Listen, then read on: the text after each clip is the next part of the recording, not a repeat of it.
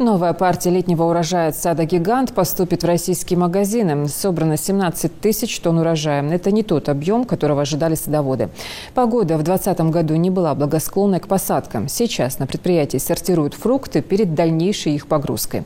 Все проходит с ювелирной точностью, процесс автоматизирован. Обо всех этапах производства расскажет Дана Плиева.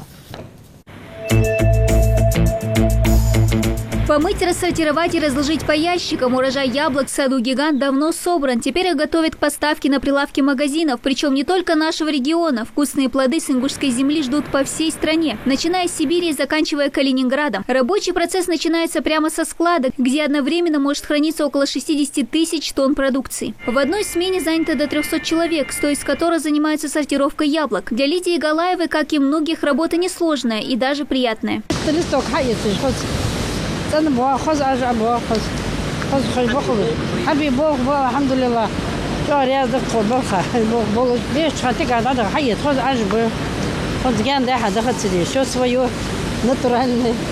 Почти весь процесс автоматический. На предприятии задействована одна из самых передовых сортировочных линий фруктов, которая используется в Европе. За час сортируют около 25 тонн яблок, а за день до 150 тонн.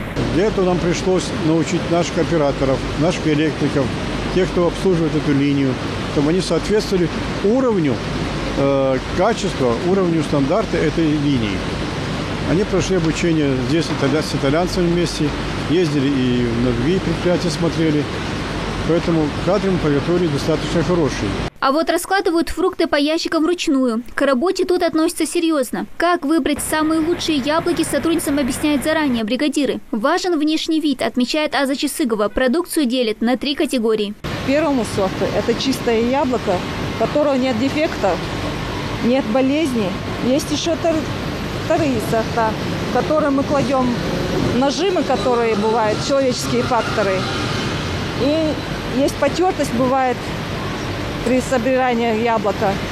Вот такие условия. А те, которые с наколами, потрескавшиеся, эти мы бросаем в кармашки. Этот год урожаем не сильно порадовал. Собрали всего лишь 17 тысяч тонн из запланированных 42 тысяч. Причина – град. Летом стихия уничтожила многие деревья. Ущерб составил более миллиарда рублей. Плюс коронавирус внес коррективы в рабочий график. Но, несмотря на возникшие сложности, предприятие не остановило работу. Мы не только не снизили заработную плату, но увеличили его в связи с пандемией. Начиная с марта месяца мы увеличили тарифы. Наши тарифные ставки выше, чем у любых других подобных предприятий.